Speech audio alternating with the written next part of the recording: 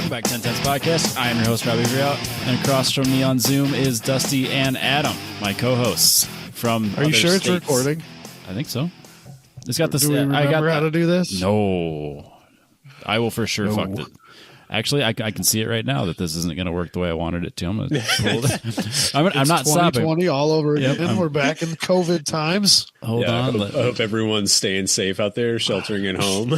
Allow me to change some properties around. Fixing that. That is... Yeah, all right. Now we'll get there eventually. My OBS now has audio attached to the video, so I can sync them up. But it doesn't really make any sense since I'm not going to put a whole lot of video to this, since I don't know how I'm going to handle just doing Zoom, because I can't show you guys what I would be showing the audience. I don't know how to do that yet. Hold on.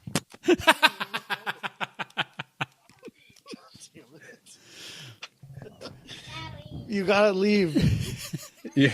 No one knows how to do this anymore. My daughter just walked into here. Yeah, you gotta leave. Daddy's talking to friends. It's very important See? business. See you there? Look at that. Yep, there they are. Wave to the people. Okay, bye. She's so confused. Good night. I'm talking to my friends here. Bye-bye. And your kid's like, there's no people in here. Yeah. It's not my fault all my friends are halfway across the country. Yeah. Yeah, it really is not my fault. Okay, anyway. I still have a cat in here, apparently.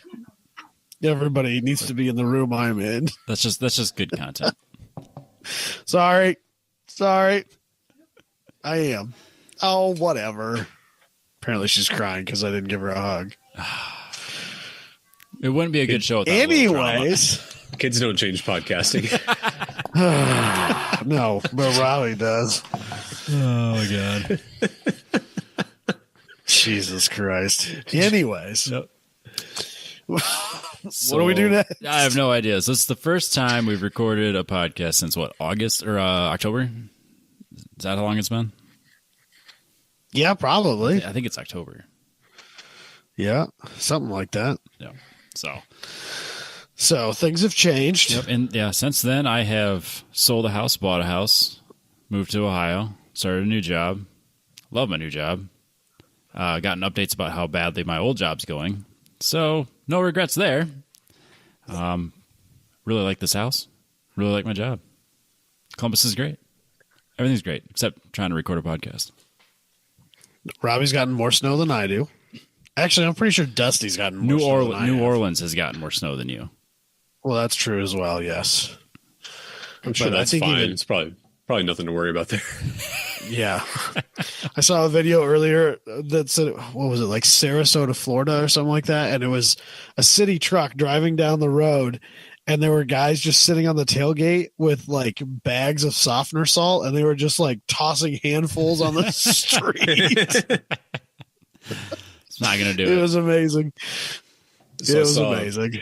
I saw one that was for Louisiana that was a dump truck with Tony Chachere's seasoning coming out of the back of it. I mean, it's pretty salty. That'll probably work. So, anyway, nothing's really changed on my end. Robbie's the only one doing crazy stuff. It's not even crazy. It's just, okay, it's a little crazy. It's just a big change in life. Right. Yeah. Well, it was kind of like, it was kind of annoying because like, you know, I took the job, we did the podcast, and then it was like that next day, it was like, well, the house has to be on the market, which means it has to look like no one lives here. So we basically just took everything we had and stuffed it in boxes and then stuffed it in closets, and then took pictures of the house. And then every fucking day, someone would come over and look at the house. So we have to like clean everything up, get the dogs out, then let them walk around for an hour, then we could come back. The worst one was we had an open house where someone was going to show up before the open house. So I think it was like the open house was at noon, right? So they were going to have someone show up and be at the house for a showing at 11.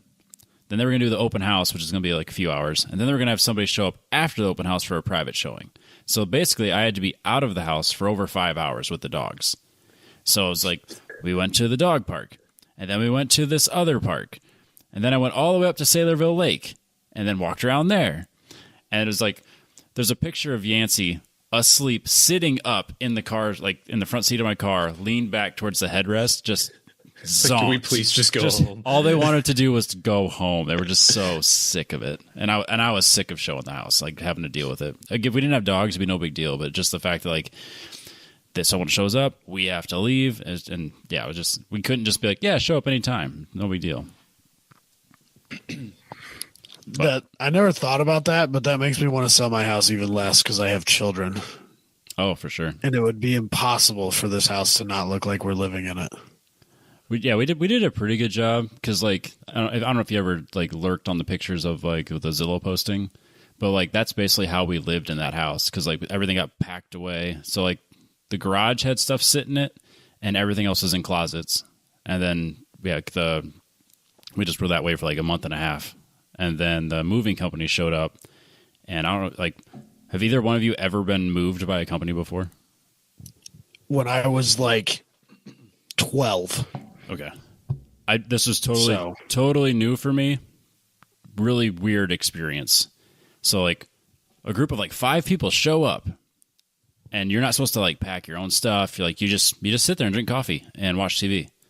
Or if you're chatty, talk to them. So obviously I didn't talk to them. Right. But Jess made best friends. She did. So like I was there for the first day and she was there for the second day because it's just how it worked out. So I was there for the first day for packing, and she was there for like basically the day that they moved everything out of the house. And they made a comment to her like, "Yeah, he's real quiet." Like, what do you want from me? He just sat there looking down his nose at us like we were laborers, fanning himself with $100 bills. Yeah. It was the weirdest thing. The best thing. So like on the bookshelf, I had all those fake $100 bills from the rally still. So there's like $3,000 in $100 bills just sitting there.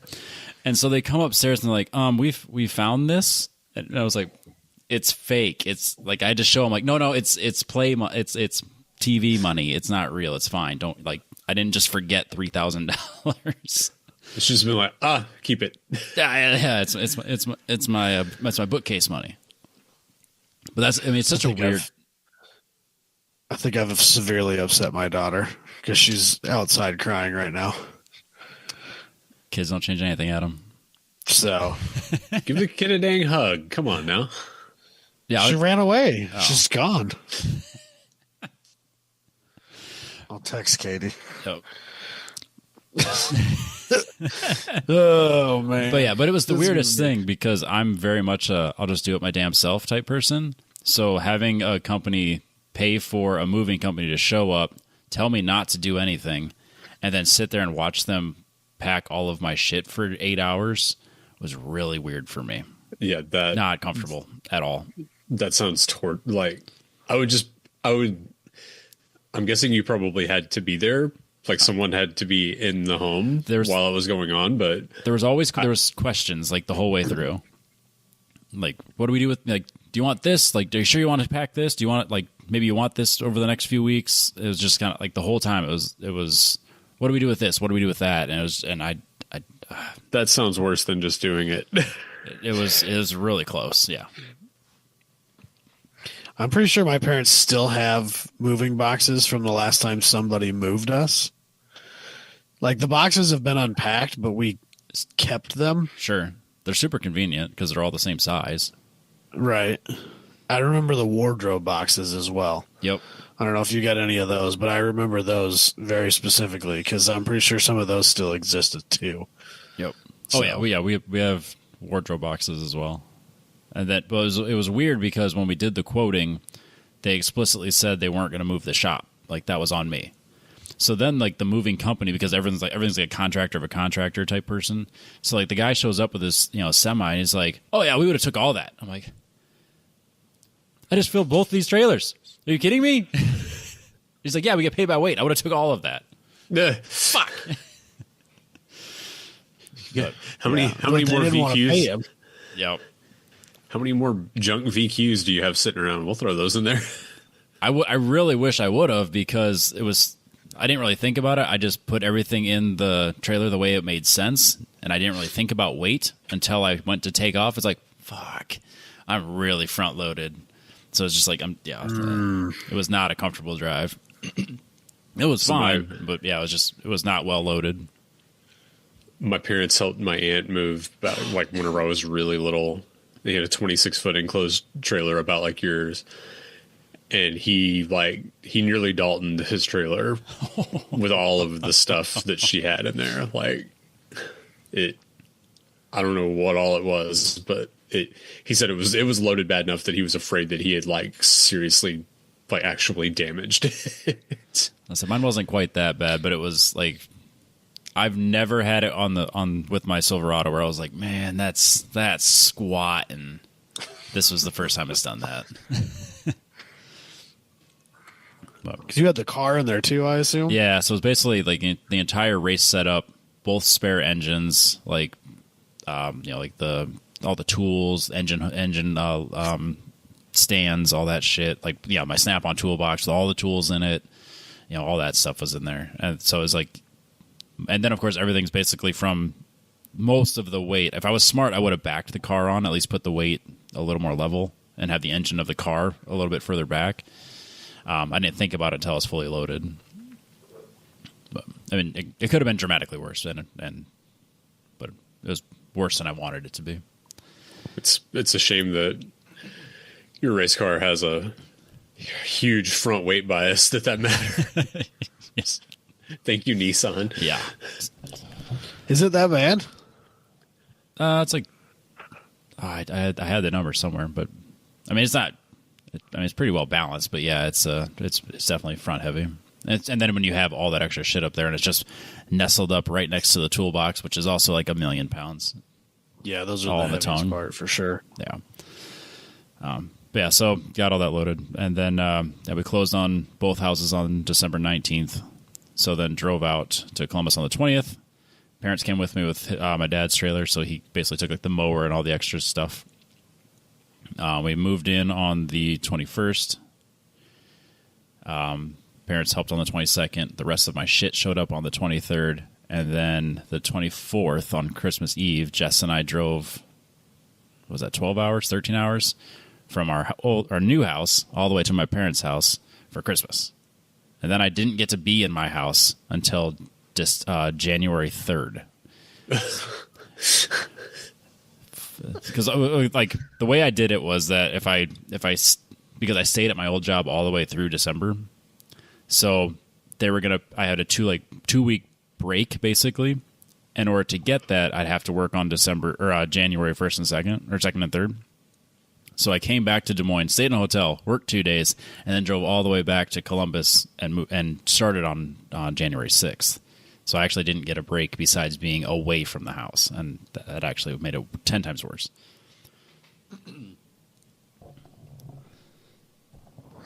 Yeah, that would be. So what's the new house? Like, what's the new shop situation?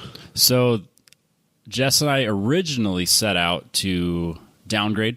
We were going to downsize, not downgrade, but downsize. I knew that was not going to happen. That was the plan. No, we need a smaller house, babe. Yeah. So the Columbus housing market for basically anything that we're looking for was really hot. A little bit like Des Moines wasn't quite so hot. So like our house, I mean, it still sold fairly quickly, but not as quickly as we needed it to. I thought it took longer than I expected it to. So our house is the house was a nice commodity. Like it was a very nice house, but you had to have someone that was willing to drive on gravel, and a lot of that road leading up to it is probably a deal breaker for a lot of people. Yeah, if that house, if it was like you just take the exact house and the pond and everything about it, and you move it onto a blacktop, add $100,000, just like that. Yeah. So yeah, I think that was Which they're going to do in the next 2 years now that you finally moved. Yeah, they've been saying it for a decade that they're going to put roads in, but now they'll do it. Now that you're gone.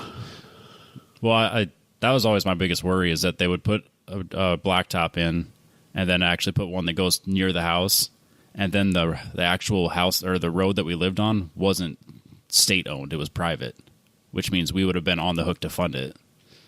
So, or we had to like somehow get the state involved. And I don't really want to deal with that. Well, it could have stayed gravel from where you turned off the main road. Sure, and it would have for a while. Right. But yeah, so yeah, we had a couple houses that we liked. We found one right away that we really liked, and it would have actually been a downsize a little. The shop would have been about the same, and the house would have been a slightly bit smaller. That sold in like a day before we even had a chance to look at it. Another one was like a major downsize, which we kind of looked at as a temporary solution, but it had a shop. It was a smaller house, but like it would, like on an acre, you know. So it was fine. And that sold in like 6 hours before we could even get our realtor to go look at it. Christ. Yeah, it's like all right. It's like It's so looking at it, your like video tour with the realtor. Yep. So at that point, we hadn't even had a chance to look at a single house. It was all based on just Zillow pictures. I would basically keep an eye on Zillow. I would have my criteria set, so if something would pop up, I'd see it. I'd send a message off to our realtor and be like, hey, can you go take a look at this? And they would go and do like a video walk around and then send us the video. And then so we did that with those two houses we didn't actually even get a chance to. We had them tour 2 other houses, and then we found this house. And it was absolutely at the kind of like the top end of what we were willing to spend. And it was slightly further away from Columbus than we wanted to be, but it's the opposite of downsizing. Is it bigger? Yeah, so the land is 4 acres, and the house is bigger, and the shop is bigger, and there's no gravel. So and no building pond, really, which is no lake, which is the real problem. There's a creek that goes along. There's a pond across pond across the street is a pond, and then that leads to a creek that goes next to our. That's like the dividing line. That doesn't count. Does it have room for a rallycross course? That's the not a good one. I know it has nearby with a rallycross course. It's fine. It has more elevation in the yard, so it'd be a super fun like go-kart mini bike yard. Like okay, real fun. So it's I don't know, like the house. We came from a house that was like super overbuilt, and then that was built in 01, and then we came to this house, and this was built in like 93, and this is even more overbuilt. Like I'm looking at right now, like the entire length of the house is a 1 foot by 1 foot steel I-beam. And then going the other length of the house is another 1 foot by 1 foot steel I-beam.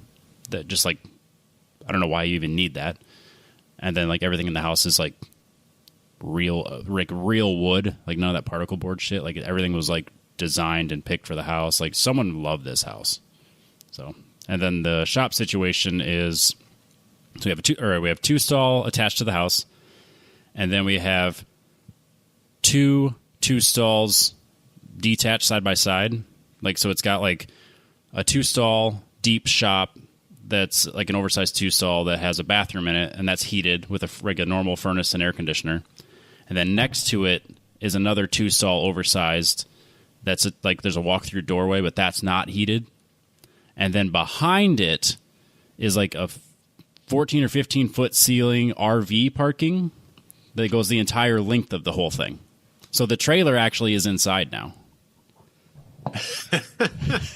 You're going to have to get an RV, Robbie. No. I mean, you got a place to put it. You can't not. I got more room for more cars. I don't want an RV. You don't want more cars. You want an RV. I don't want. You need RV. You need a 4-post in there, and you can stack your GLGT car on top of your GLTC car. I do need some lifts, or at least a lift. So you left the old lift. Yeah, that was given to me for free, and yeah, it was not. It was like 30-something years old, and I was not about to try to haul that all the way to Columbus. And then it would have been really hard to move. I'll give you that. And the guy that bought the house wanted it. Yeah. So like he just like he had plans for the house. Like everyone that gave us offers, it was like contingent of this, that, and whatever. And this guy was like, cash offer, inspection is basically, for my knowledge only, unless there's something major, which there wasn't, of course. And then he just asked for a few things that were at the house and clarified that they were staying, like the washer and dryer and the lift were basically the only things that he wanted us to include. And I'm like, okay, whatever. All right. So, yeah, so There you go. I fucking love this house. I feel like Jess had to be sold on it. Like she loved the old house. And when she looked at this house, she felt like it was outdated. She didn't like the layout. She was nitpicking it. And then now that we've been living in it for 3 weeks, or technically 5 weeks, she looks at it and like, I fucking love this house. And I was like, yeah, everything's an upgrade here. Like literally everything. And it's got a Except the lake. Yeah, that's fine. And the bathroom has a 2-person jacuzzi. That's nice. Yeah, I'm not convinced that house wasn't swingers. No, it was like it was like a weird family, honestly. And then the Well, guy it left a bunch of carbon fiber parts in the garage. No, so it was like a family built this house, and they lived in it for basically the entire time they owned it. And then I think maybe another person lived in it for a short while, and then the person that bought it literally a year ago bought it at the top of the market, and then tried to sell it last July, and then had some offers fall through. And then we actually bought it. So like he literally owned it for a year. And then we bought it. Did he live in it? Barely. This house sat empty since like July. And like there was a bunch of shit that he left behind. And we explicitly said, like, we told him, I was like, there's a brand new laptop just sitting here. There's all this carbon fiber stuff in the shop. Like there's there's a huge sectional that we actually liked. And then this like really shitty couch in the shop. I was like, so is he going to like come and take any of this? Like all these tools that he left behind in the house? Yeah, he'll come back and get it. Never did. I called again. I was Sweet. like, okay, we're moving in. If he wants this stuff, come and get it. Nope. Never. Like there was over $350 worth of like those, like what's his that YouTuber nutritionist, like Liver King guy. That type of multivitamins. So there was like just stacks of them, like unopened, brand new, like beef organ. Robbie's about to get swole. No, those aren't the multivitamins I like. But like, but I looked them up and I was like, every bottle is like $60, and I got just stacks of them, unopened. And then all the carbon fiber parts were here. Did you ever figure out what they are? Yeah, so I already sold some of them. So so the dive planes were for a new Supra. The hood louvers are for a new Supra, and I can't figure out what the side splitter blades are for because this has a Crown Carbon sticker on it, but Crown I don't believe has ever made side splitters. I even emailed them. I was like, "Did you make this? I can't find anywhere on your website that you ever made this." So I don't know. So carbon fiber new Supra guy is also beef liver supplement guy. Got it. Does that surprise you? Not at all. No. I was going to say that tracks perfectly. I don't know. Yeah. So yeah, that guy bought the house last October 2023, and I think by July he was already out of the house. And then it sat. It's like, yeah, we got like, you could tell no one had been in the house since July. Just unlived in. Not dirty, not bad. Didn't like stink or nothing, but like it just sat. Yeah, the house I lived in when we bought it, it had been empty for almost a year, and it wasn't dirty or anything. You could just tell that no one's been in this thing for a while. Right. But yeah, no, it's an upgrade in like every single way. Because I mean, ignoring the fact that I'm now in an unfinished basement and I look like I'm writing angry letters to the government in front of my computer right now. Besides that, everything is amazing about this house. I fucking love it. That's the other podcast. Yeah. That room has the same vibe as the in-school suspension room at my high school that was underneath the bleachers in the basketball gym. With the cinder block wall that's painted white. Yep. The painted white wall, and the fact that he's just right up. It looks like he's right up against it. Yeah, I am, and I need to like put something on the wall. Just they give me a background. But yeah, so like, yeah, it's 2 spare bedrooms upstairs, better bathroom, and then like we have like a landing, so that's like where our TV area is, and then like we have a living room, and then there's like what would have been like their dining room, but it's carpeted, so that's almost like a Four Seasons room now, and then like a really huge kitchen, and then obviously a master bedroom on the main floor, and then yeah, everything's just bigger. The house is bigger, the yard's bigger. Well, you guys were pretty cramped in that space from what I remember. Thank you. Yeah, it was pretty awful. I feel bad for me. The two of Just you. barely making it through. Yeah. So now Probably lived in a house that's double the size of the one I live in with half as many people. and we decided to go bigger on this one. But we're all in on Columbus. Jess loves the city. I love the city. I love my job. Did she find a job yet? Oh yeah. She started the same day I did. Yeah, Yep, didn't take very long. No, I mean there's so many hospitals here. Like you got the so like nurses just walk into a city and get job offers. They just that's actually Yeah. true. like, oh, I'm not actually looking, but thank you. You're not wrong. You're not wrong. No, she actually had multiple offers, and this was the one that made the most sense, and the one this one was days, and that was kind of our defining need was that she had to be on days. Yeah. Hell, I've had low key job offers in Columbus, so and I haven't even gone there. So Yeah, but the only nerve wracking thing about this house was that we saw a video of it. We never actually we bought it before we actually saw it, which is heard you had see it first. So I heard you had a professional home inspector visit it. So yeah, we had the video sent to us. We put in the offer, and then E-Man met us there because EWI paid for us to go out there for a house hunting trip. So we had already bought the house. So it was basically, let's go see what we bought. And so then E-Man met us here. So he walked through the house, and I obviously sent him the home inspection report and all that stuff. So, and there was nothing concerning on it. It was just little things here and there. And then, yeah, we've spent the last few weeks just kind of making it our own. So Goddamn, Robbie. Yep. So are you all like spread out in the shop and Yep. Yeah. ready to work on the car and all that stuff? Yep. Shop's all put together. All the tables are back up. Because we kept that sectional because it was really nice. I had these extra couches, so now I got a couch in the shop area. I got one of the couches down A here. casting couch, if you will. Yeah, it's a leather couch. So I mean, yeah. Yeah. So like all the workout equipment's down here, like right in front of me.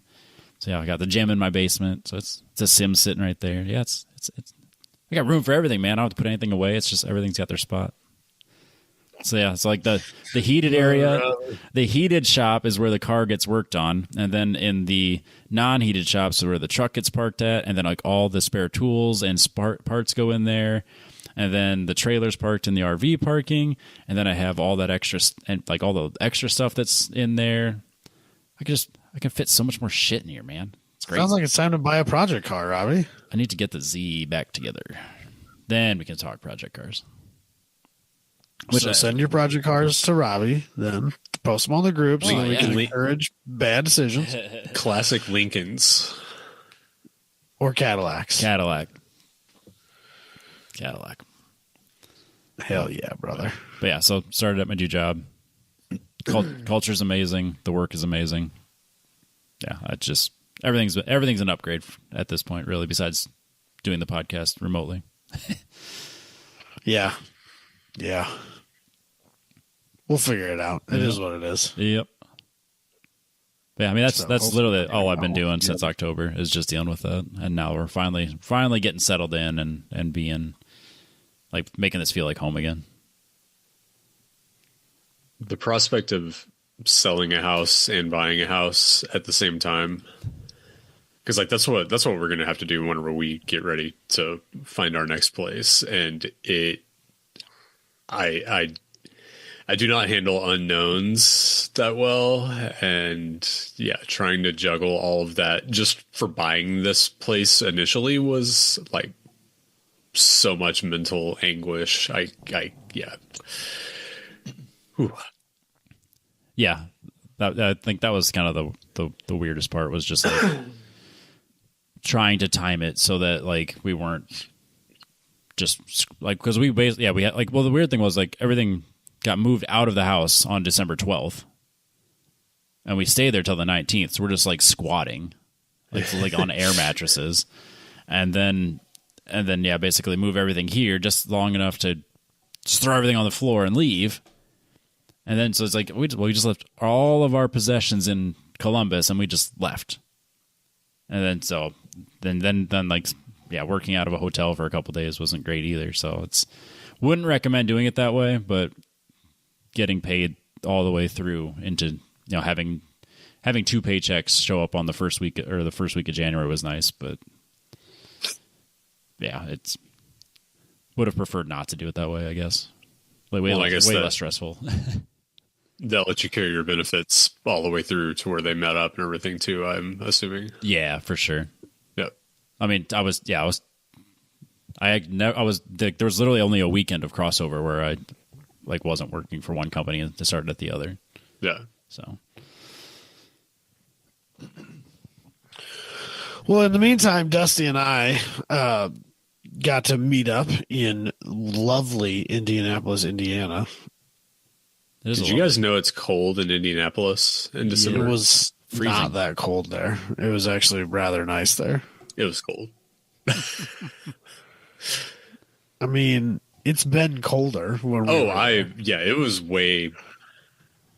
We had been watching the weather leading up to it, and we're like, how screwed are our little Texas butts going to be? And wait, didn't you wear like what was the like goose down?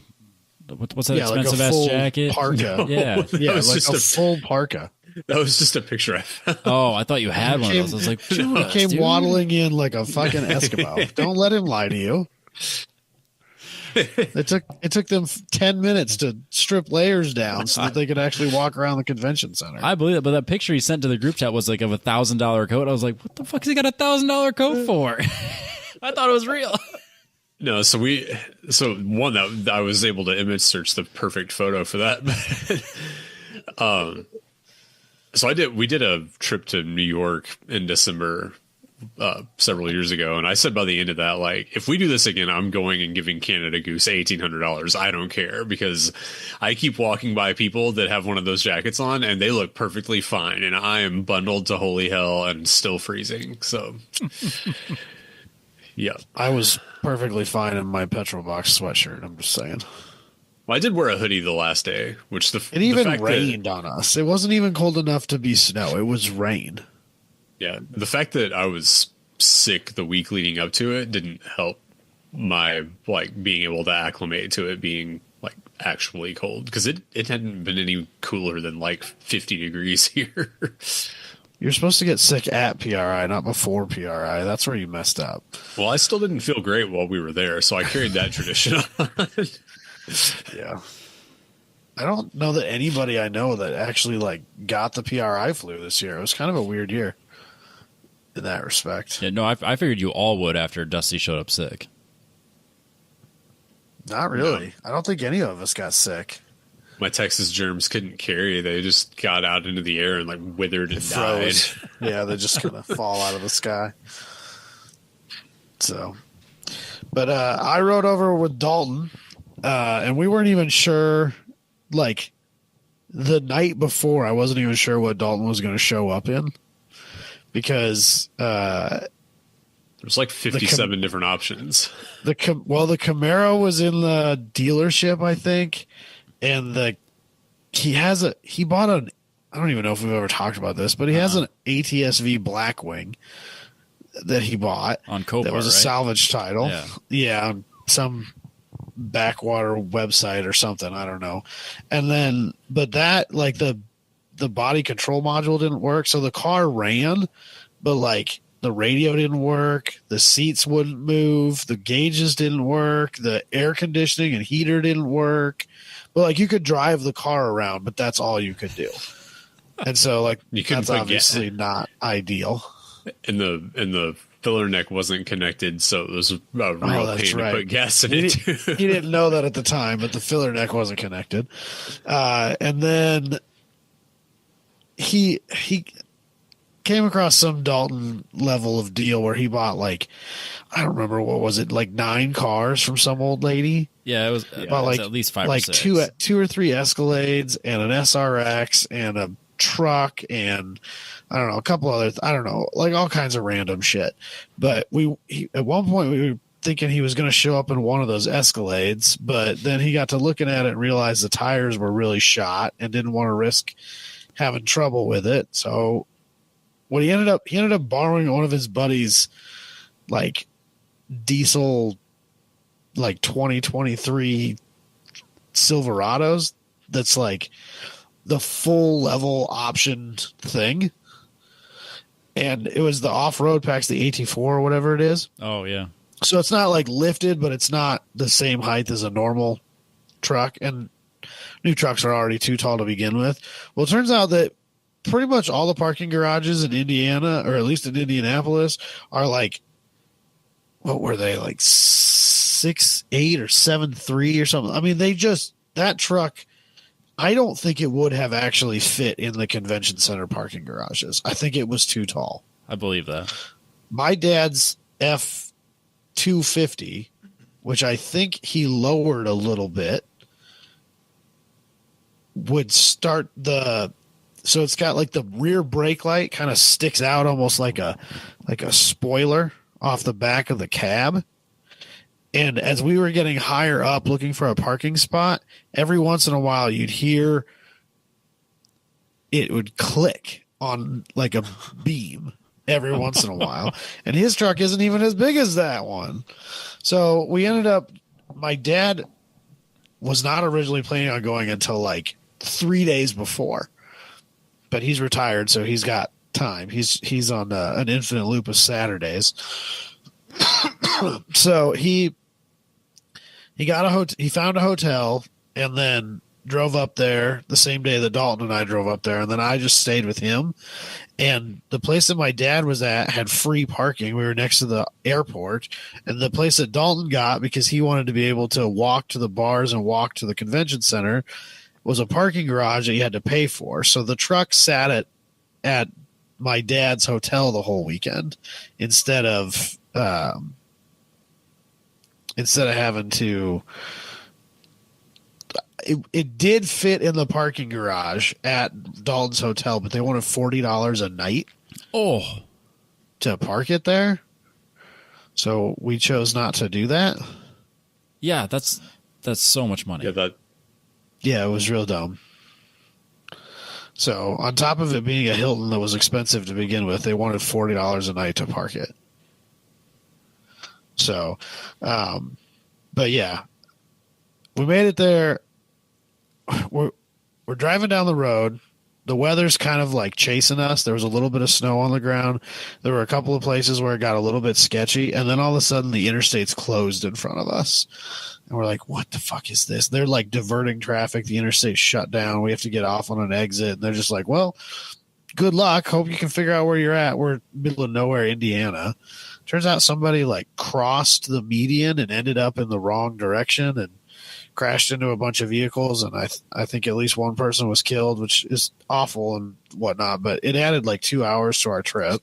So that's somebody died, but more importantly, we didn't get to PRI on time. It was a whole mess. I mean, so to be clear, that's 2 years in a row that Dalton has been near someone that has died while at PRI. Yes. Okay. It wasn't Sam's fault this time, though. Okay, that's good. So, Sam actually went, but she was a booth girl, so she had to be there like a day before the rest of us. Who was she a booth girl with? Go Fast Bits. Good for her. I didn't know that. Yeah, she was working a booth. Like right across the hall, or right across the aisle from the Grid Life booth. Huh, no shit. So yeah, but she had to be up there like a day or two earlier than the rest of us. And so Dalton's like, well, I guess you're driving yourself. Fuck you. Because I'm not taking that much time off of work and getting that many hotels. And so, bye. So she drove up there by herself and then drove home by herself because it's Dalton and Sam. I don't know what to say, Just said, which I I understand, like, you know, because it would have required an extra day or two for him, and I get it, fine, whatever. But it's just kind of funny. So He would have made her drive separately either way. Yeah, if she'd have been there at the same time, he would have made her drive separately, or she would have flown there, or I don't know, she would have come by way of Michigan, or I don't know. They're crazy, but anyway, so it was my dad's first year, and then Dusty and his dad's first year. So Dusty is a seasoned SEMA veteran. And so I'm kind of interested to hear your thoughts on PRI, especially as compared to SEMA. So I'm going to get labeled a ricer. That's fine. It's fine. You're in good Don't worry company. about it. It's fine. For me, personally, from the standpoint of just how I like cars and the variety and weirdness of cars that I like, is like I appreciate the full on racing focus. Like, yeah, like everything here is here to do a job. Seeing just spec like cars that are built to fit rules for classes, seeing them over and over again in booths was kind of like whatever, like, okay, cool, that's another dirt late model, you know. It's that aspect of it was kind of whatever to me, versus like everywhere you go at SEMA there's something that's different and has just wild stuff, good or bad, to it. So from a standpoint of just purely walking around and just seeing cool stuff, like you can't match SEMA to me. This was a weird year because there were not as many cars in booths as there has been in years past. There were a lot of booths that just had stuff in them instead. And then specific to our interests, if you will, there was, I'm pretty sure, not a single Grid Life car in a booth at all. Really? Just Ferris's in. We even joked that Ferris's car was in the Grid Life booth, but it was the B chassis, which I don't think has been to a Grid Life event. No, it hasn't. he only ran. So, like, in the strictest sense, even the car in the Grid Life booth had never been to a Grid Life event. That's really well. Weird. The body panels on it have. That's true. The body panels have, because it used to be the body panels on the A car before it got turned into the Kevlar. Yeah, but I don't think there was a single. Jackie Ding's car wasn't there. Jackie's car was outside. Jackie's car was in the hall. They had a booth. Okay, yeah, and his car was in it. That's right. The M2 or M4 or whichever one he has. I think it's M2. Yeah. So, and then another just general impression of it from a standpoint of being there to actually like talk to people and find stuff out was at SEMA. It seems like companies have an idea of what kind of traffic they're going to have, and like, we're a bigger company, we're going to have 25 people here, we're going to have a 40 by 40 booth with a lot of stuff in it. There was a lot of companies there that had a lot of people trying to talk to them that had like a 10 by 10 or a 10 by 20 with 3 people standing in it. It's like, guys, come on. Like, I understand there's a budget and you have a certain number of people and you're probably not that big of a company, but like, there was 3 or 4 different things that we went by multiple times. Like, I would like to ask you questions about stuff, but I don't have 30 minutes to kill while you talk to Joe about his Camaro. Like, we got stuff to do. We're here for a day. We want to talk to you about our Camaro. Well, yeah, you need to talk to me about my dumb Camaro. Yeah.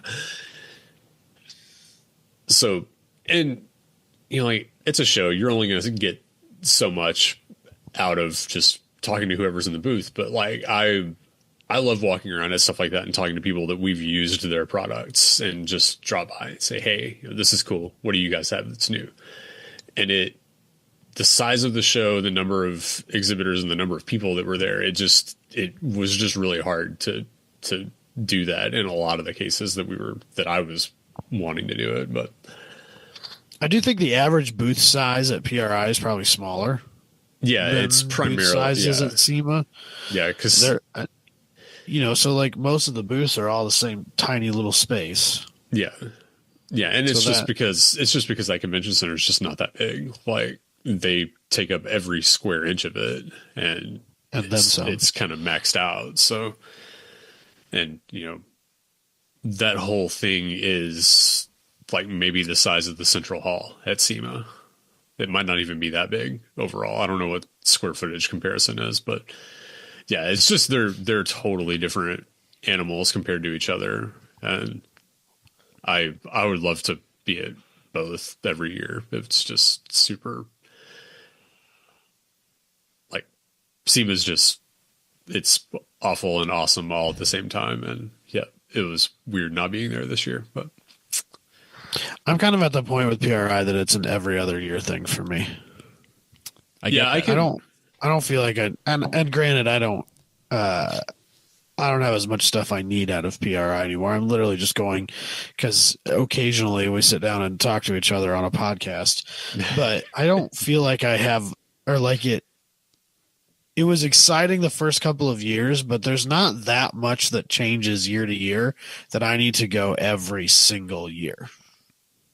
yeah, and like we went, so I don't guess I've ever talked about it on the show that I changed jobs and stopped hawking radio control cars and went to work at my parents' shop. That's a parts store and machine shop. So like we went there for the shop, so I was ostensibly working, but also, getting to check out cool stuff. But we just bought a new hone for our machine shop over the past year, and so like Rottler was there that we bought that from, so we want to see their stuff and just see if there was anything else that looked cool for the shop business wise, and then also get to look at cool race car stuff for the projects that we have going on. But so yeah, that seeing all of the different machinery, like getting to watch the big CNC machines run, like there's stuff set up where they're porting heads, like, and this stuff is set up, it's live running, it's making chips like on the show floor, which is wild. There's a row that has like 15 different companies that have all these machines set up, and I don't even understand how the power works in there. That's always my thing too. It's like, how are they getting that kind of juice running through this place? I can't imagine knowing what the bills looked like to just run 110 drops for lighting for a booth at SEMA. I cannot imagine what it takes to hook up 3-phase in the middle of a show floor for like Rottler had like 8 machines up and running or something like that. They almost had to have known when they built that place that this was going to be a thing they wanted to be able to support. Yeah. Because it's not like there's a bunch of cabling dropping from the sky or running through raceway. Like that's built into that floor. Yeah, which they're plugging into electrical outlets in the floor and running those machines. Well, when that building was built, it was built with that in mind. They do ceiling drops for most of it because that was always the ones that we had for SEMA were always dropped from the ceiling and down into our, like, it'll come into one corner of the booth, but yeah, like getting to see these multi-million-dollar machines, and it's got a head or a block up there, and like the table that the fixture that it's mounted to is moving in 5 axes, and then the tool head is in a port also moving on 5 axes at the same time, and they're going, and like it's moving so fast, and there's a screen over here, and it's just numbers, just that's the program that's making it all do it. That's mind-boggling to me. Yeah, I can nerd out over the machining center more than most of the stuff on the racing side of it when I'm at. Yeah, so that was the one thing that above and beyond what SEMA is, because none of those companies go to SEMA anymore. Like they don't. It used to be a thing way back when, but nobody's setting up CNC machines at SEMA, or if they are, it's just set up there and it's like kind of halfway running a demo program or something, but it's not I got 110 hooked up to it, so there's lighting in it. Yeah. And like we stood there watching, like, there's a machine that you throw a block into that just needs all of the finished work, and you just go down the list and you say, oh, it needs to be bored to this, it needs to be decked, it needs to have the lifter bores taken out to this size. And then you walk away from it for 3 hours and you come back and you pull the thing out. And that's that. Like, mind-boggling. Yeah. 2 years ago when we were there, they were milling billet heads out of, solid pieces of aluminum. Like on the show floor, like heads that they're probably going to sell to a customer. That's what, when they're done for the weekend. Like, these were real parts. Yeah, I was looking at stuff and they're going like that thing's really doing that. That's not like that's not like looking at it in a brochure. Like they're doing it.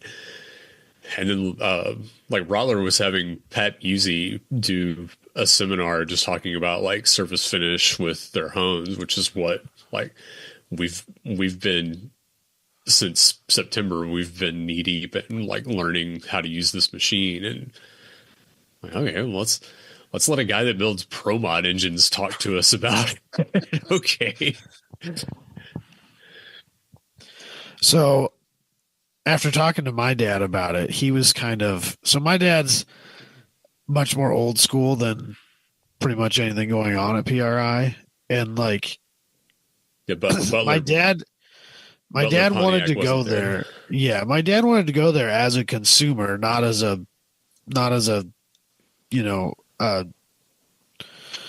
for lack of a better term, a tourist. So he had things he wanted to, see there, things he wanted to talk to people about. But like, my dad doesn't make 3,500 horsepower through his, Hemi-headed 5-inch bore spacing billet big block with a pair of 102 millimeter turbos hanging off the side of it. So there really wasn't that much there for my dad to talk to those people about, because nobody was there selling straight axles and old school Pontiac parts. And so I think, I know he enjoyed himself, but I also think that like after the first 10 Pro Mod cars that he saw, he was like, okay, I'm kind of done with this. This isn't really everything I'd hoped. So I was listening to a podcast that Brian Scotto from Hoonigan was on, and he was talking about like the internet content game and like how like for Hoonigan it got to the point where they had to build just this crazy stuff that none of them cared about just to try to get clicks, and how like everything has to be 2,000 horsepower, everything has to do this, everything has to do that, and like how it's this within all of these people that are trying to compete for this like attention economy, that everyone has to one up each other. And he said it's like if you're standing up in a stadium for a concert or a sporting event and you look around and you just go, well, if we would all sit down, like we'd be able to just sit and watch it. And like, if we would all just like, if we would all look at each other and agree that like, this is insanity, we could step back and then it would all be okay. And like everything there is like, it's the Noonan Racing Pro Mod engine that's a V10 that's going to make like 6,000 horsepower. And that was a thing that was there. A billet V10 Pro Mod motor was a thing that was on an engine stand in a booth. And like looking at like we're walking around and I'm seeing transmissions that I've never seen before. And it's like, cool, this is like a mechanical, like dog box sequential, like badass looking transmission. So we just like generally asked the guy like, oh, like what's the price range on these? And it was like, well, they start around 35. And then he kind of sees the look on our face and he adds 1,000. Yeah. Got it. Thanks. I know I don't need your card. I'm good. Thanks. But do you have a T56 option? Yeah, yeah. I might even be able to be talked into a T6060. You just gotta wait Yeah, for so- Speed Tech to come out with theirs. Yeah. But yeah, like, so some of the cool things that you don't generally get to see at a thing like that was tractor pull stuff. Like, Oh my gosh. This year was the year of like the wild tractor pull stuff. yeah, so There was like a full unlimited one with 5 blown zoomed Hemis hanging off the front of it, which is basically the greatest thing I've ever seen in my life. And they're advertising their like national event, their national final event. Turns out it's like 2 hours from my house. yeah, You it's talking about the one in Rock tractor- Valley? No, Rock Valley is one of them as well, but no, this one's over kind of by the Cedar Falls Waterloo area. Oh, okay. Yeah.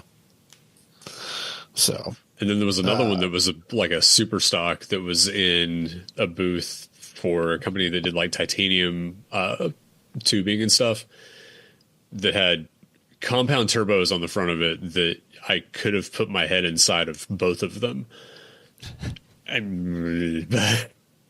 yeah. Yeah. Yeah, they were interesting. Those were pretty crazy. There was a pulling truck, like a air quotes Colorado that was like Yeah, it was a Colorado with like a 27-foot long bed. yeah, like super super long, had a big blown big Like- block of some kind hanging off the nose of it. And, but there was definitely some weird stuff in there for that kind of thing this year, which A I lot of- support. Yeah, a lot of those pulling trucks like that are running a blower on a big like 900 cubic inch Sunny's engine. Like Yeah. the valve cover is like a foot tall by however long it takes to make a 900 cubic inch engine. But And then they had in the football stadium where the trailers are. There was trailers over there this year, but that's also where they put the sim arena. And I don't know, 60 of them. You think? There was I think it was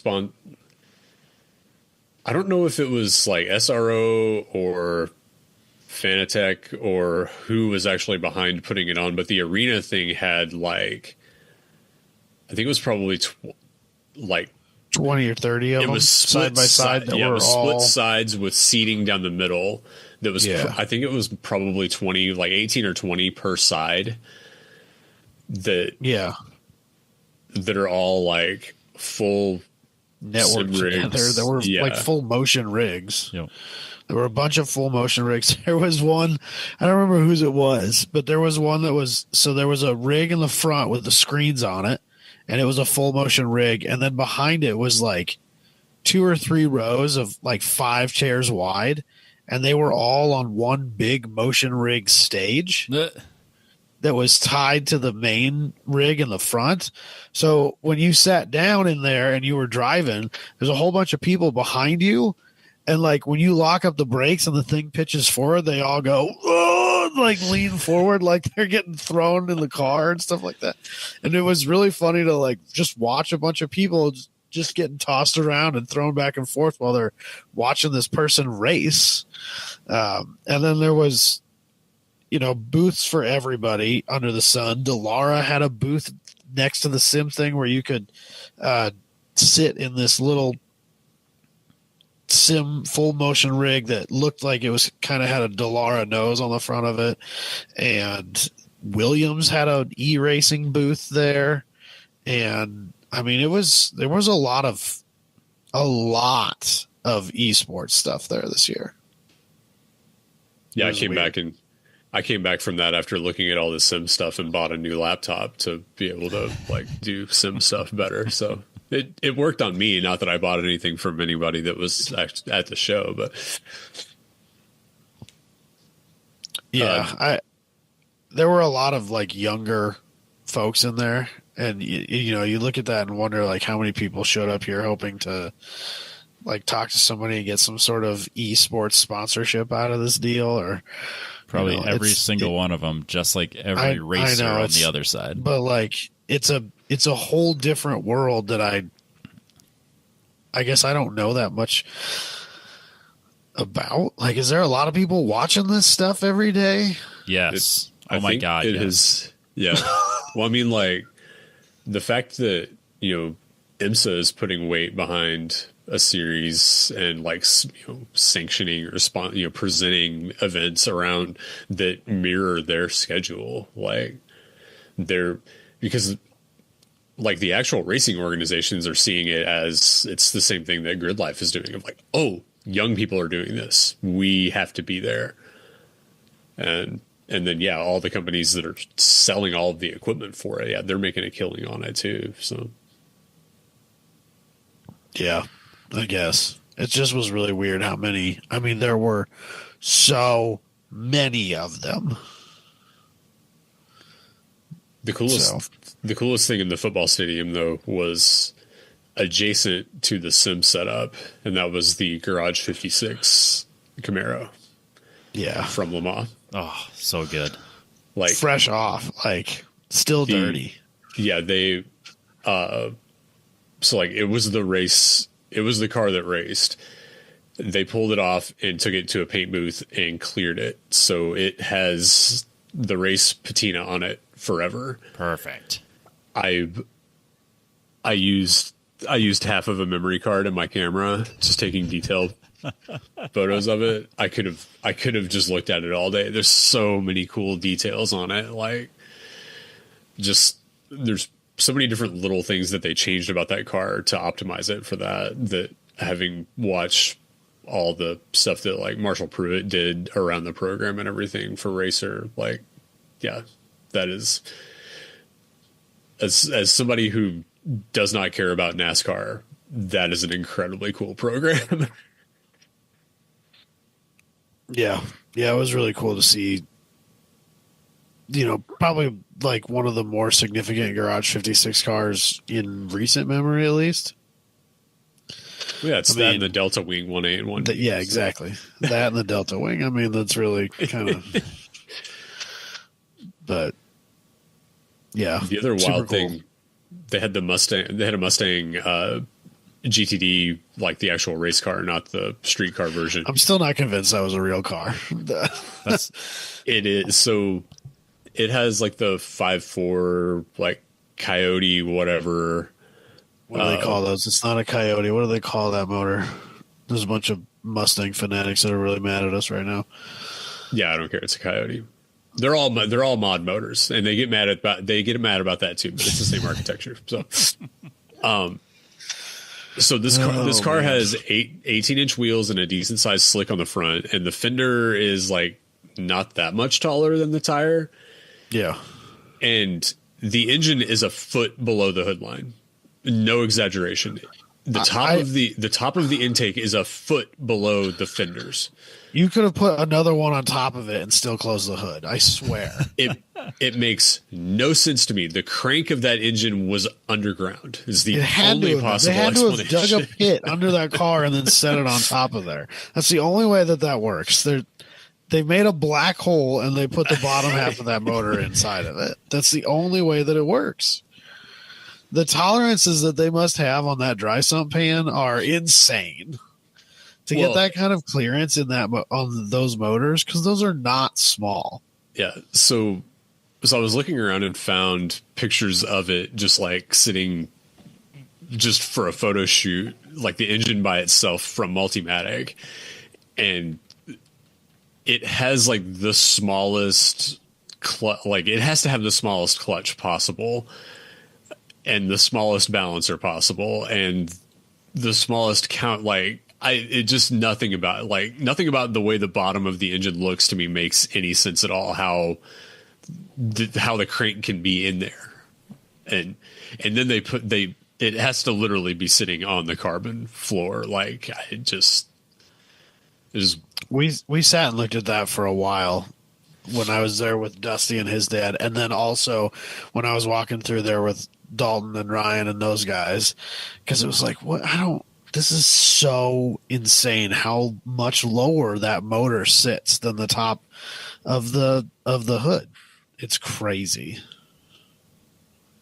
So, and then you get to really the back then you get to the back and see the wing uprights that go into the back of the window, and then you just it is super cool. I really like the new Mustang race car. It's neat. It looks amazing.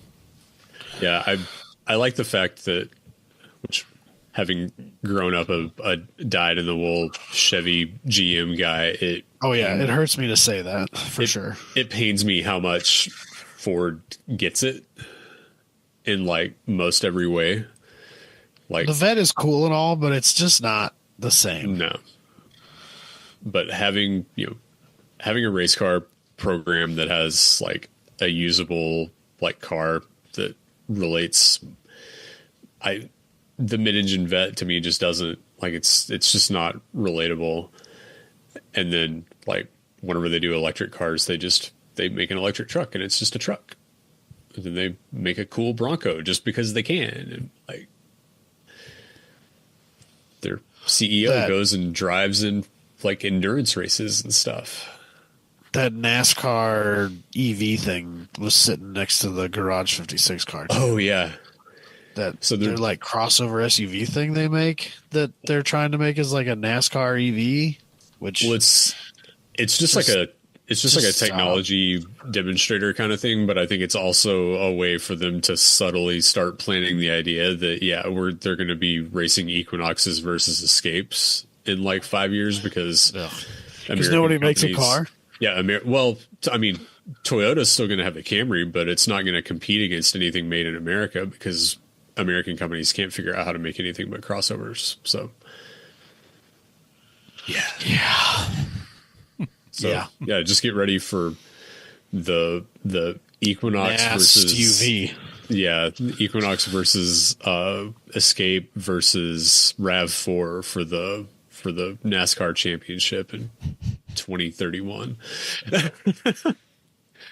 You laugh, Robbie. I've always hated when they call them stupid names anyways. Like they did the same thing even just a couple of years ago because it was like they could have used the Supra and they called it a fucking Camry. So they're going to be crossovers here soon, which are really just wagons that are kind of tall. Yeah, or they're just going to steal the names of all the the new Camaro was actually a crossover. Like they're just going to steal the name and it doesn't mean anything to anybody anymore. Yeah, nothing is sacred, Adam. I know. Part of that is just that trademarks ruin everything because literally every good name is trademarked by somebody. So it's easier to just use an old one and call it good.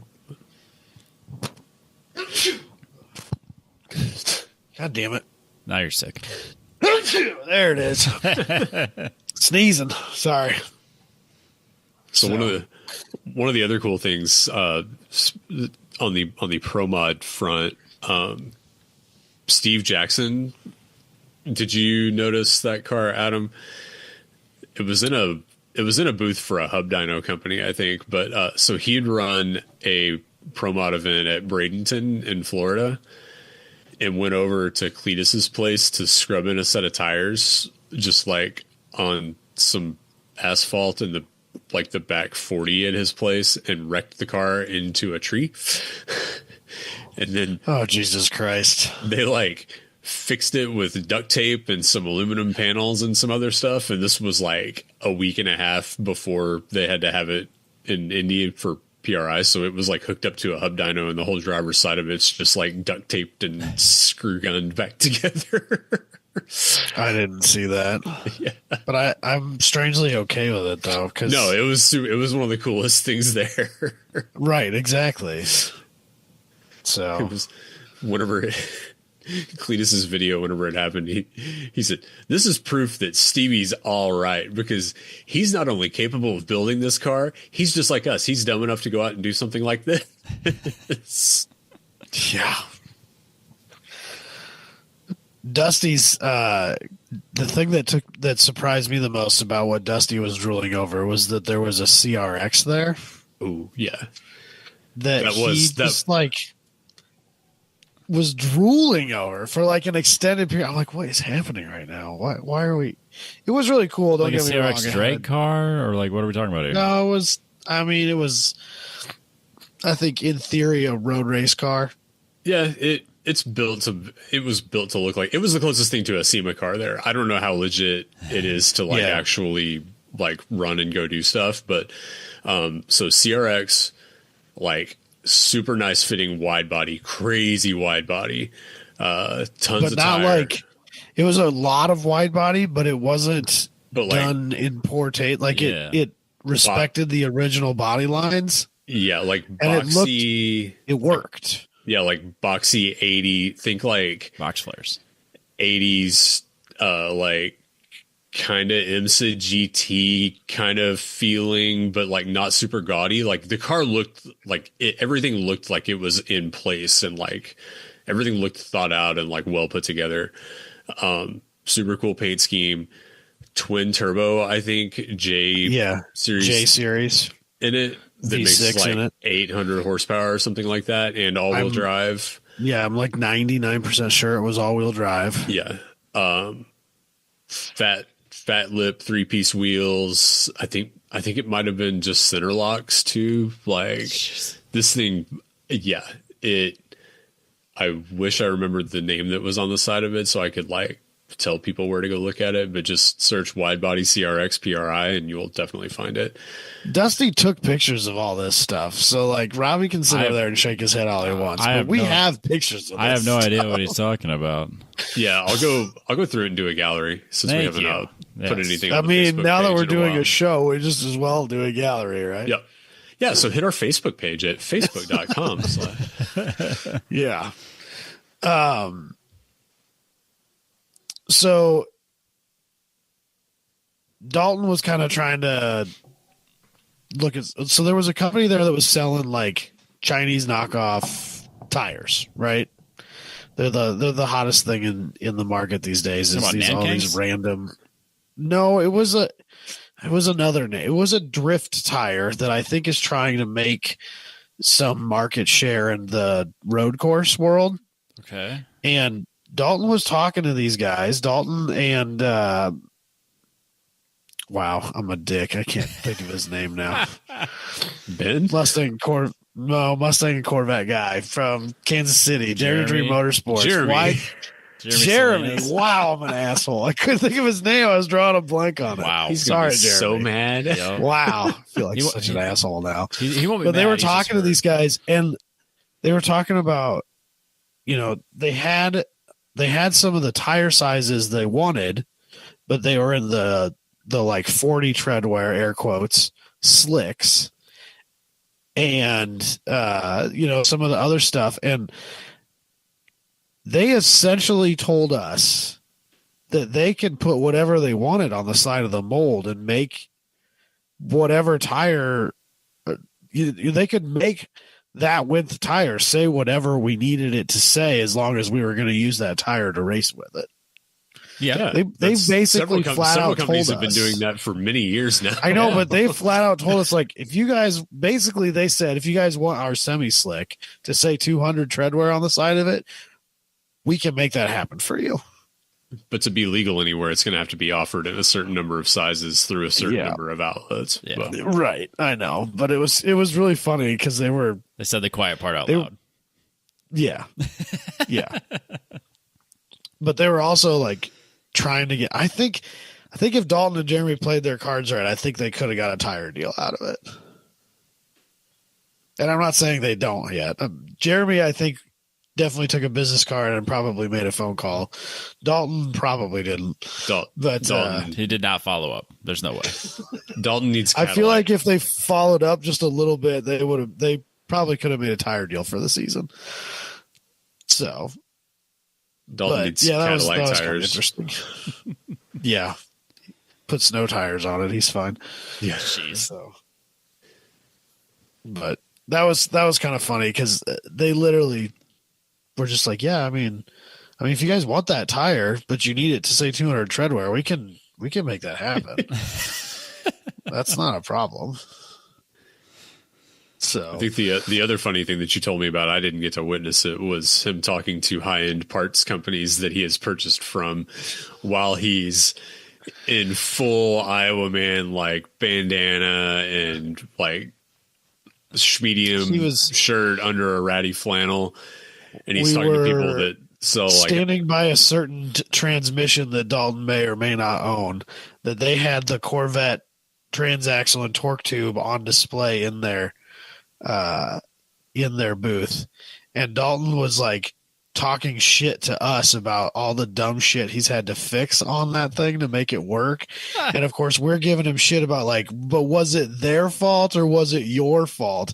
And you could see like the two guys in the booth kind of looking at us like, does this fucker really have, like, is this broke piece of shit dude really have one of our $20,000 Corvette sequentials? And he does. In it, like, there's no way that guy has two nickels to rub together, let alone the capital to own one of our transmissions. That's the great thing about PRI. You never know who you're talking to. Yep. There is a lot of that. You're not wrong. See, that is a lesson that I learned a few different times at SEMA. Like, oh yeah, you're with this company. What do you do? Oh, I'm the owner. All right then. Good to meet you. All righty then. Yikes. You own Speed Tech, who makes like all of the high end aftermarket chassis.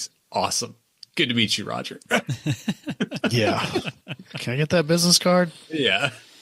You want one of mine? Please. So, yeah, that was kind of interesting. But then, so the night we drove up there, I stayed with my dad. We got there pretty late, so we went and just grabbed some food, went to bed. That wasn't too exciting. But as far as shenanigans go, the second night was the night that Dalton and Ryan went and did pull tabs for silver. But I stayed with my dad because I just wasn't really feeling it. My dad and I considered going and like trying to find them and do something, but it had been a long day. We had walked a lot of distance, and we found food and then went back to the hotel and basically fell asleep right away. But then the next day, my dad left fairly early and went home, and I stayed there the rest of the day and then stayed with the boys at Dalton's hotel. So I got a little bit of the shenanigans. So they did. We ended up on bird scooters. Yeah, of course you did. Have you guys ever rode these things? Yeah, in Indianapolis.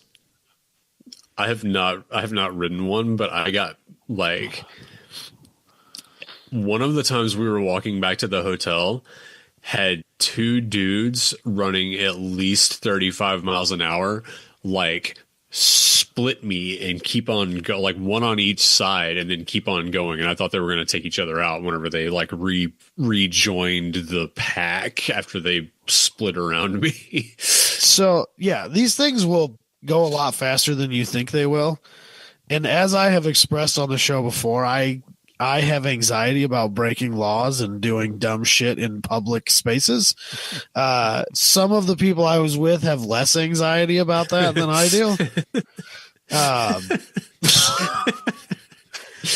But like, dude, we were riding these bird scooters like down the roads that have the bars on them, and like jumping out into traffic, cutting across lanes, running down the sidewalk, cutting through lines for people waiting to get into bars, just like ripping through town with these fucking things. I'm like, we're going to fucking kill somebody.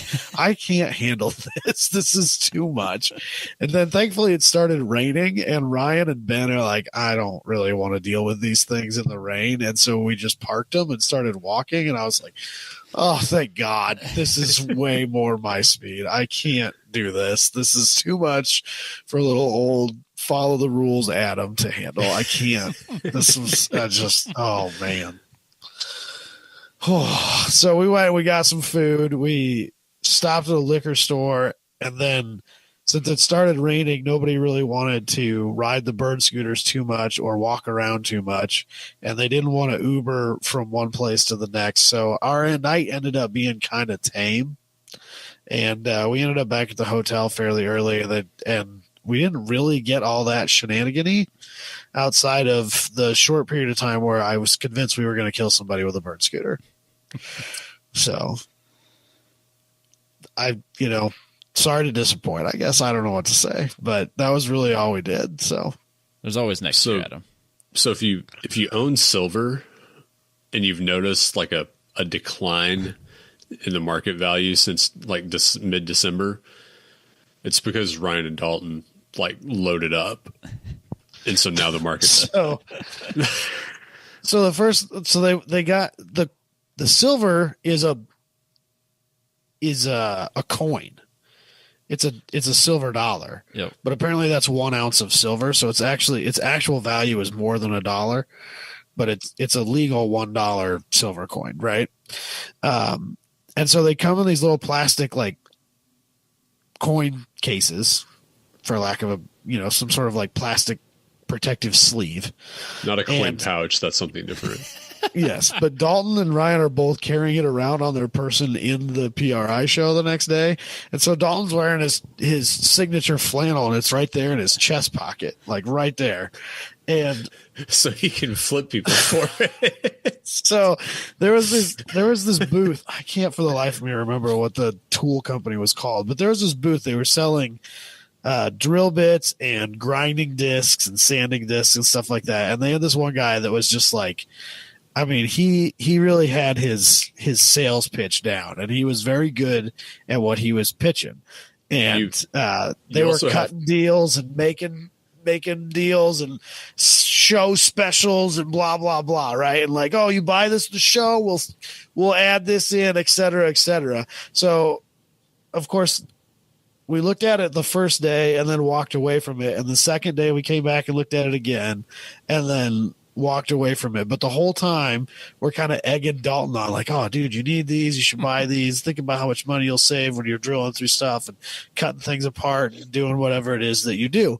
Like, because the drill bits they had, they're like, we'll drill through metal, they'll drill through tile, they'll drill through masonry, you can use them for this and that and that and this. And like, dude, these have slumlord written all over them. This is what you need in life. And so we went back over there, and Dalton's like picking stuff up, and he's buying stuff, and he's adding things to his list, right? And then we like start talking about the coin, and we actually ended up getting this guy to flip us. He's like, yes, this is exactly like, this is what I live for.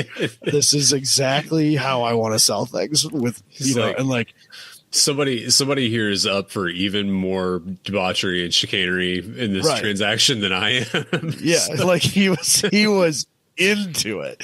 And so Dalton flipped him for some, of course, lost. And then we tried to get this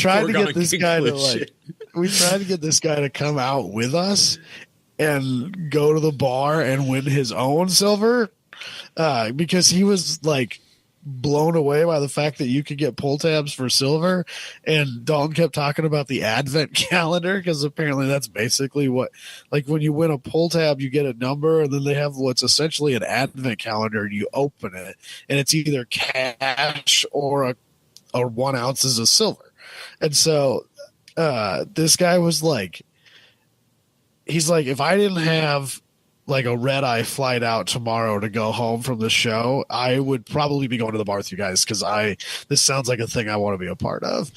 So shout out to him and the company whose name I can't remember, that Dalton had actually already broke one of their bits and isn't very happy about it. So, I do have one bone to pick with that guy, though. He sold us a blade for a chop saw, and we got it in, and the arbor on it is like nowhere close to the right size, so we had to damn the bad luck. Damn it. Yeah, Dalton texted one of the group's chats and said that he's already broken one of those bits. Yeah. So the other wild thing to set up that scene is their booth is just, it's like 3 tables around them, and it's just crap everywhere. There's just stuff, and there's there's like vices with holes drilled through them, and like Yes. like taps, like a Bunch of drill presses that they're just drilling shit with all day Yeah. long. and He's like cutting things. They had a nibbler gun that attached to the end of a like cordless drill, and he's just like cutting through, really thin aluminum sheets with it and stuff like that, just making random patterns all day long. bricks that are sawed in half with holes drilled through them. Like, It was a whole deal. But it was effective. You watch it and you're like, I fucking need one of those. Like this is amazing. If it works half as good as it does right here, this thing will save me money. So yeah, it was quite the ordeal. But what was the name of that company? Do you remember? do not have a clue. I don't Bulldog, remember either. something. I don't know. Was it Bulldog? I think it was something dog. I don't know. Doesn't matter. Apparently, it just breaks and doesn't fit in your chop saw anyway. So, Yeah. but I don't know. Overall, a relatively successful PRI weekend, I guess. Jeremy discovered some cupcake place that they kept ranting and raving about, so they went and got cupcakes. And one of the cupcakes they sold was called the Big Deborah, which is like a little Debbie, but it's like, so it was the Christmas, the Christmas cake Little Debbie's, Yep. right? But this was a cupcake, and it was much larger, and it had like the frosting in the center, like a Little Debbie Christmas cake would have. But then it had like somewhere between 3 and 4 inches of frosting stacked on the top of this thing. I mean, dude, it was diabetes, like right then and there. And it was delicious, and I ate all of it, and it was wonderful. But they called that Big Deborah. And Jeremy and the guys, they went and got that 2 nights in a row. Oh, geez. That was a thing that no matter how hard it rained, Jeremy was going back to the cupcake place and getting another Big Deborah the second night. So that was top of his list. Bad dog tools. Bad dog. There Bad you go. dog. Yeah. So, but yeah, overall, not a bad weekend. So I was pretty excited to be able to take my dad to that. He's always wanted to go to SEMA. And I thought that while it's not quite the grandeur of SEMA, I was pretty sure he would enjoy himself at PRI. And I think he did have fun. It's just a lot. It's a lot of walking. Yep. He's an old man. He's a retired old man. So, but no, good times. So, I talked to a guy from Tillet Seats, like, the carbon fiber crazy seats that supercar just have the seats. little Yeah. pad like stuck to them. Who was are shockingly comfortable somehow. Yeah, it was actually not. It didn't feel any different than my Cobras. Super British, impeccably British. Yes. Yes. I was I was there for that.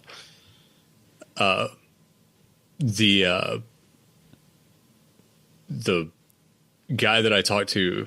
So I'm talking to him for a friend who has a Factory 5 Cobra who's wanting one of their seats to go in it. And he's very hung up on the fact of, well, that seat that he's looking at, it's not certified for road use. That's not a road use seat. It's like, No, I this is live America, in Texas, bro. and I'm putting this in a kit car that probably wouldn't be legal in your country anyway. Yeah. It's fine. Don't worry about it.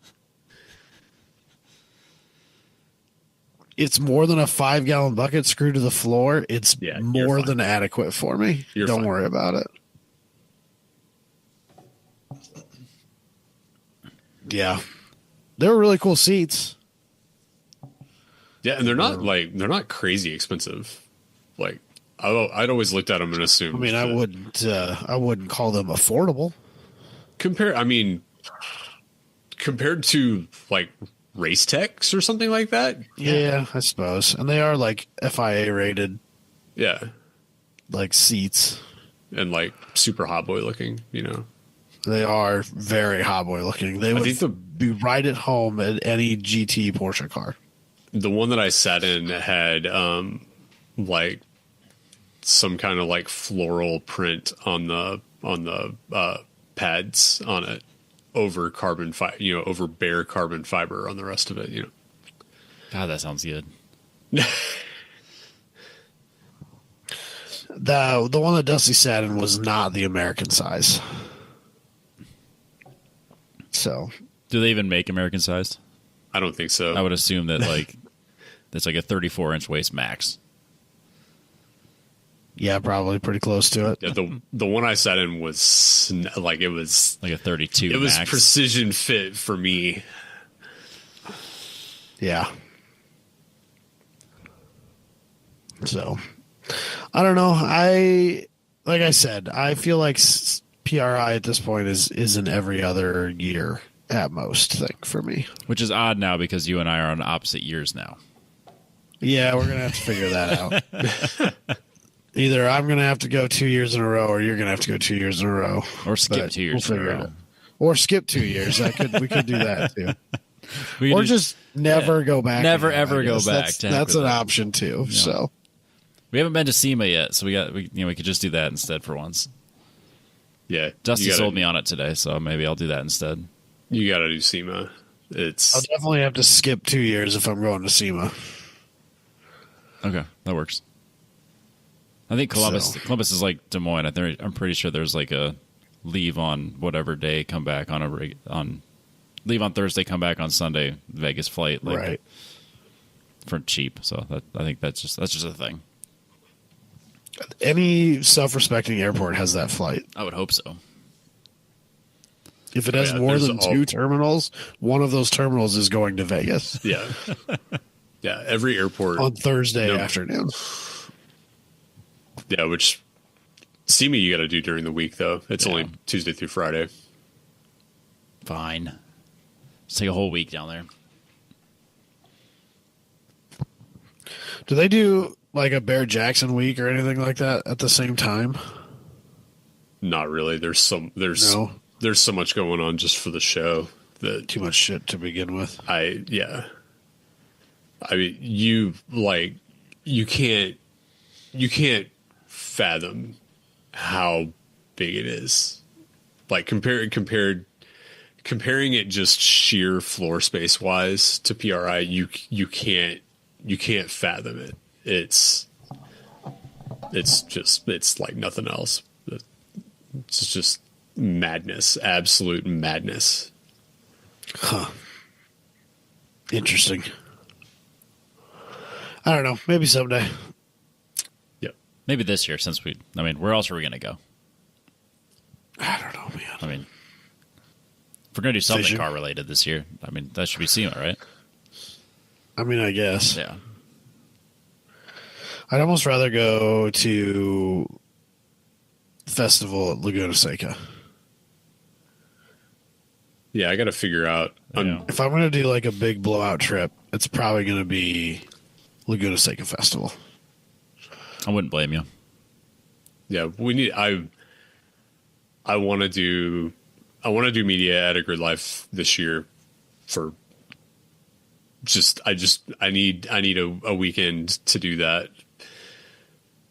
I don't know which one it's going to be, but I have to get it on the calendar. So we Road need to America, just probably. figure that out. That's Middle- either Mid Ohio would be Either- super easy for you via me. That's not a festival, though. That's All of them are festivals. that there's not going to Mid- be music. Oh, that's right, because that's a private. Mid-O, It's a private Mid-O's event. not even It's a going to be private event. spectators. I Yeah, forgot about that. Thanks a lot, IndyCar. yeah. I forgot about Yep. that. Never mind. That Yep. was such a good idea Yeah. until it wasn't. Yep. I would. Maybe I'll be able to I get would- tickets to that one. You can get tickets to any of them. There's always 11 new billion people. Half the field will be trying to sell the tickets to all of The those week events of. Yep. Yeah, there, 2 to 3 weeks in advance. Yep. there is at least 30 guys buying GLTC gold passes that have a car that is less put together than mine that is currently welded to a frame table. Yeah, Yeah. for sure. Absolutely. And I'm can't not believe saying I how- doubt that they're going to get it finished, but But most of those tickets are going to be for sale. Yep. Nope. There are also people who bought those gold passes knowing full well they weren't going to those events, but needed so many events to buy a gold pass. Yep. And so they just bought tickets and they'll sell the ones they're not planning on using. Yep. No, I People already admitted that. I followed my own rule that I made for myself last year and then ignored, that I would not buy tickets in advance. And I didn't this year. And I'm not gonna. You don't have to. Nope. That's the dirty little secret. No, that was my biggest thing. Is like last year, I forced, like, I bought tickets. I'm like, I have to be at these events, and I wasn't ready. The car wasn't ready, and it fucking showed. So I'm not doing that again, ever. So I'll buy the tickets when I'm ready, and so if I'm not ready, I'm not ready. So to be And ready if for you are Lagoon, ready and you don't get a ticket, then you don't get a ticket. So be it. Maybe I won't go at all this year. Maybe we'll just do a bunch of there's always HPDs. other Yep. But There's also we know a guy. So I know a guy, yeah. And maybe there's local SCCA stuff at Mid Ohio that I could just go to, and it's only an hour away. Maybe there's that. Lame. we've seen too much, Robbie. Local doesn't do it for us anymore. Yeah, but when locals We mid need Ohio, that's a little bit helpful. Yeah. No, that is that. Like some people ask me, like, so when you go like this move, is this going to affect your racing? I was like, yeah. Yeah, it will. Positively. All of the courses that I would go to are now within a 6-hour radius instead of a 12-hour radius. That's nice. Are you closer to Sebring? Yeah, I think so. I think it's a 15-hour drive versus a 19-hour drive. Ah, well, shit. You can make that in one day. It's basically within my 12-hour radius at this point. It's almost within your 12-hour Yeah, radius. that's fine. And I would stretch that radius for Sebring, so it's fine. It's probably covered in snow right now, so you'll feel right at home. Exactly. But I am further away from High Plains, so that makes me sad. And Hallett. And Hallett. Actually, no, I'm not further away from Hallett. Oh, really? No, it's like it's a weird angle, and you can just get down there. It's really not that far. Really? Yeah. Well, That's we were so hilarious. fucking far from it in Iowa. It was like a 10-hour drive, so it's not like any further to go from here. It's not like it was in Texas. I mean, It was basically in Texas. Yet somehow it's also still nearly 5 hours from me. Mostly that's just because my he- grandpa is in Texas right now, and you are equidistant to him as you are to me. So, Well, and Hallett's actually not that far mileage away, but you can only do like 47 miles an hour to get there because it's on Oklahoma roads. So yeah. Jesus. All right, well, it's getting late, boys. So Yep. we don't want to give all the content back to them all at once. That would be too much for them to handle. No, we got to kind of ease into it. We got to ease into this. Yep. But while I have everyone's attention, I want to remind them to support those that support us. So head over to mypatchbox.com, get your box, use the code TTP15, you get 15% off that first box and anything that's currently available in the shop. So if you've seen shirts like the one I'm wearing at the moment, probably a shirt that, not today, but usually a shirt that Adam is wearing, those will be available in the store, and you can buy them for 15% off. I have a Petrobox t-shirt story. Go on.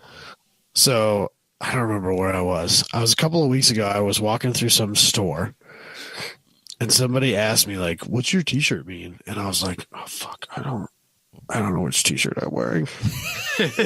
Like it was a Petrobox T-shirt, and I like looked down and it just had like I'm like, I don't remember what's on the back of this T-shirt. I'm like, I'm gonna be honest with you, I don't have the slightest clue which T-shirt I'm wearing, so I can't tell you what it means. I don't know. So it was a little weird. And And then I've had multiple people comment on the Kick Me Clutch T-shirt.